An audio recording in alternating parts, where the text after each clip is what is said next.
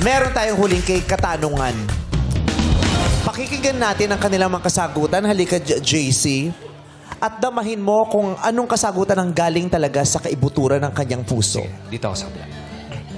Makikita mo sa kanilang mata, maririnig mo sa kanilang boses, sa galaw ng kanilang katawan. Ate, si Ate Carolina, pansi-pansi.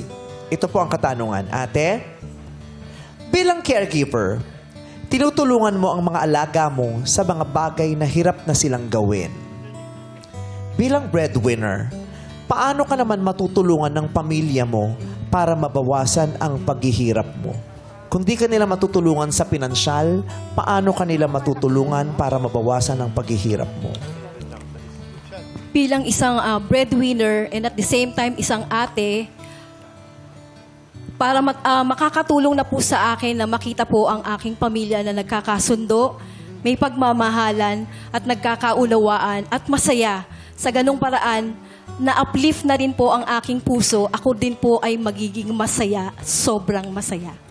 Ay, totoo. Para makita yung kasiyahan lang ng pamilya niya, masaya na rin siya. Kasi ang sakit sa loob nun na ginagawa mo ng lahat, 'di ba? Tapos pag uwi mo, nag-aaway-away pa yung mga kasama mo.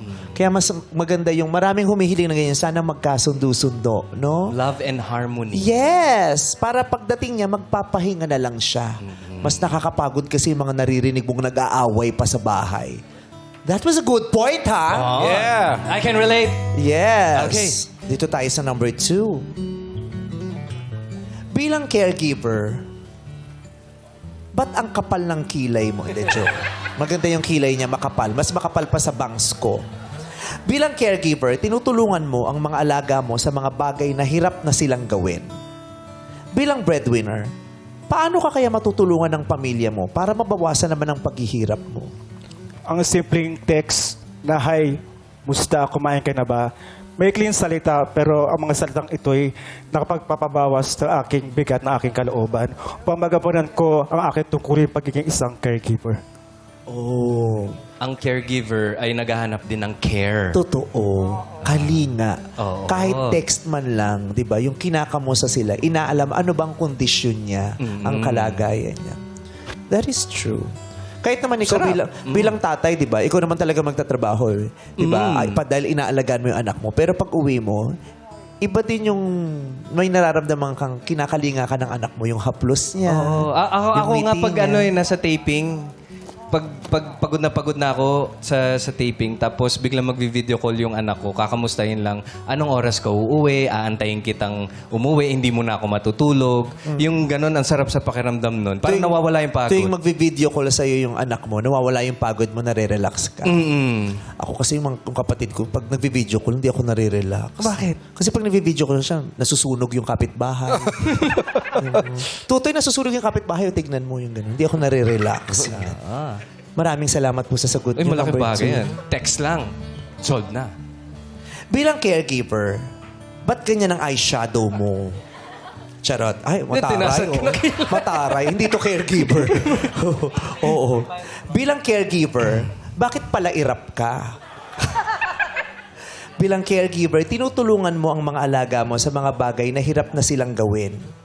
Pero bilang breadwinner, paano ka matutulungan ng pamilya mo para mabawasan ang paghihirap mo? Para sa akin, simple lang. Yung simpleng pangangamusta lang nila. Sapat na yun sa akin. Yung sabay-sabay kaming nagsisimba. Nasama-sama.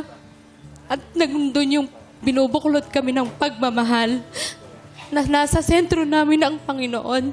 Simple na sa akin yun na nagpapatatag po sa akin para magpatuloy sa buhay. Yun lang po. Salamat po. Importante ang day off yata talaga sa kanila. Eh, no? Oo. At saka gusto niyang maramdaman ng pagmamahal. Oo, ganun din. Hindi niya masyadong nararamdaman. Kaya tingin mo pala irap siya. Napapagod din. Oo, napapagod. Oo, may tantrums din. Maraming salamat sa iyo, ha. Oo, naiyak siya. Gusto mo na may tissue dyan? Bigyan niyo siya ng tissue kung kailangan niya ng tissue, ha. Naramdaman niya yung sagot niya. Yung Yung number 1, malaking tulong na daw para sa mga caregivers yung magkasundo-sundo lang yung mga miyembro ng pamilya. Walang away. Number 2, yung pansinin man lang daw sila at kamustahin kahit text lang, malaking tulong na daw sa kanila. Si number 3 daw, yung magkabuklod-buklod, Magisimba. oo, magsimba sila sama-sama at maramdaman niyang may pagmamahala ng pamilya, malaking tulong na daw sa kanila. It gives her extra strength